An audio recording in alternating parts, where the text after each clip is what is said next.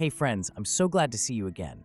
In this video, we're diving into one of the most touching, funny, and thrilling anime love stories ever.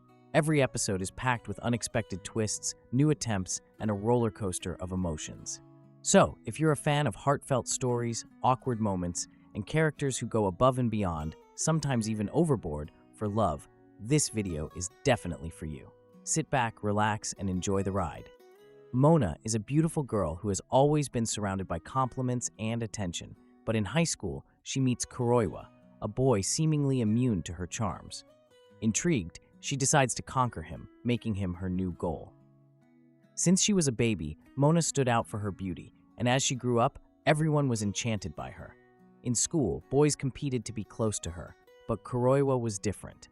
Despite his kindness, he gave her only polite responses and avoided interacting more than necessary, which puzzled Mona. One day, seeing him looking at kitten photos on his phone, she tried to approach him by pretending to be cute, like a little kitty.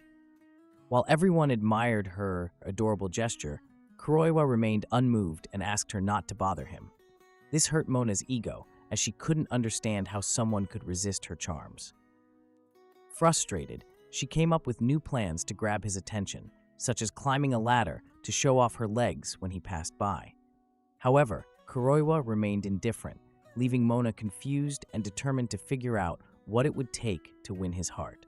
She falls off a ladder, accidentally showing her underwear, but Kuroiwa is only irritated. Then, she pretends to be sick during class. The teacher asks someone to take her to the nurse's office, and Mona cleverly manipulates Kuroiwa into taking on the role. In the nurse's office, Mona tries to seduce him, admitting that she deliberately chose a time when no one would be there. However, Kuroiwa rejects her, saying it's not about her actions but something else. Feeling upset, Mona loses control. They accidentally fall onto the bed, and she opens her blouse, thinking it will work.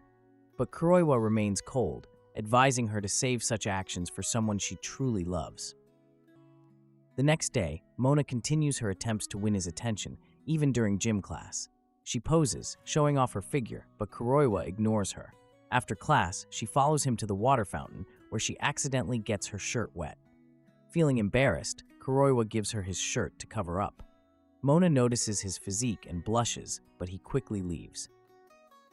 Later, her friends explain that Kuroiwa is a descendant of a feline temple and is forbidden from interacting with girls due to religious vows.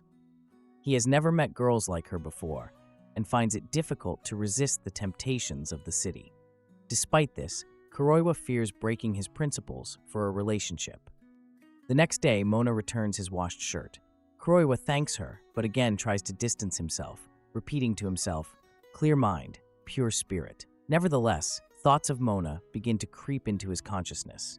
In art class, Mona poses in front of Kuroishi, hoping to catch his attention. However, the guy is focused on praying to expel sinful thoughts. When Mona offers to pose even without clothes, Kuroishi remains completely calm, which irritates her immensely. "Come on, it was just a joke," she thinks, but decides that today's drawing project will be her day of victory. Mona prepares thoroughly. She searches online for sexy poses to knock Kuroishi off his feet. She recalls an incident when he couldn't take his eyes off her when she got soaking wet. "Aha, that's it," she thinks, striking the perfect pose. But instead of being impressed, Kuroishi sinks into meditation to avoid thinking about nonsense. He draws, completely ignoring Mona's attempts to seduce him with her gaze. Meanwhile, her classmate Haruno can't take her eyes off Mona. "Hey, are you even drawing?" Mona protests as Haruno continues to stare at her. This makes Mona suspicious. Could she also be in love with Kuroishi? After class, Mona bumps into Kuroishi in the library. She tries to look intellectual, glasses, a book, and tea. "This time I'll definitely make an impression," she thinks, accidentally brushing her leg against his. Kuroishi jumps up as if stung by a wasp and runs away. "What the?" thinks Mona, feeling utterly discouraged. Jealousy intensifies when Mona notices that Haruno is always around. "Is she really my rival?" she wonders, trying to figure out why Haruno spends so much time near Kuroishi. But it turns out to be something entirely different. Haruno is obsessed with Mona. Yes, she even has a desktop wallpaper with Mona's photo and a collection of 300 pictures. "So you're not in love with Kuroishi?" Mona asks in surprise, learning the truth.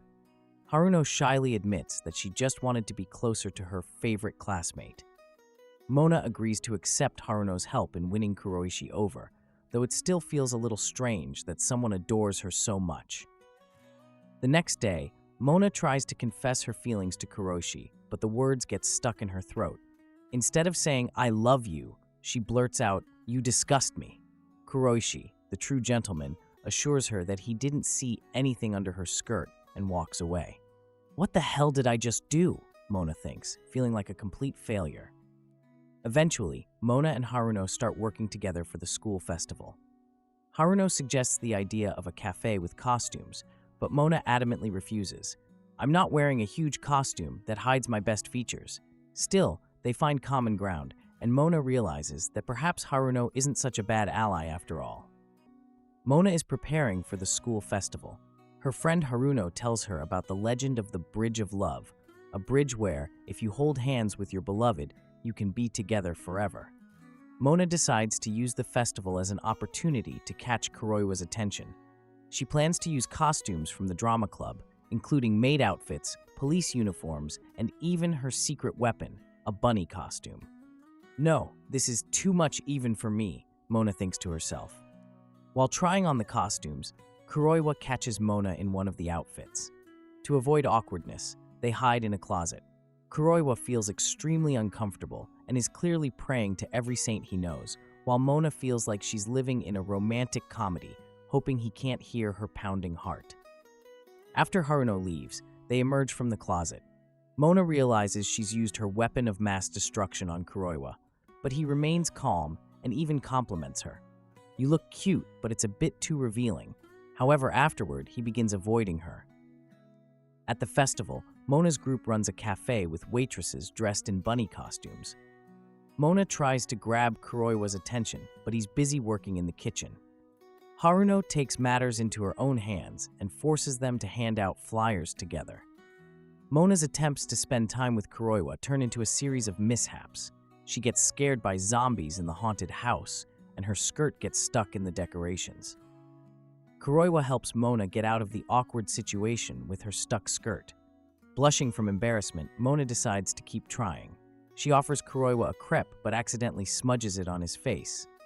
"This is the perfect moment," she thinks, offering to wipe his cheek. But he refuses, and then a bird snatches her crepe. "Of course, even the birds are against me," Mona sighs. Later, Mona tries to charm Kuroiwa with a romantic gesture, a kiss on the cheek via an inflated balloon dog, but all her attempts end in failure. "It's like fate is mocking me," she thinks. As the day comes to an end, Mona notices that time is running out, and none of her plans have worked. She gazes at the Bridge of Love, where countless couples are holding hands. Mona realizes that despite all her efforts, nothing has gone the way she planned. Meanwhile, chaos reigns in the cafe. Haruno burns all the food, and Sagi decides to leave and return to her own club. Subscribe to keep up with next week's road. But for now, watch this next video. I'll see you all in the next one.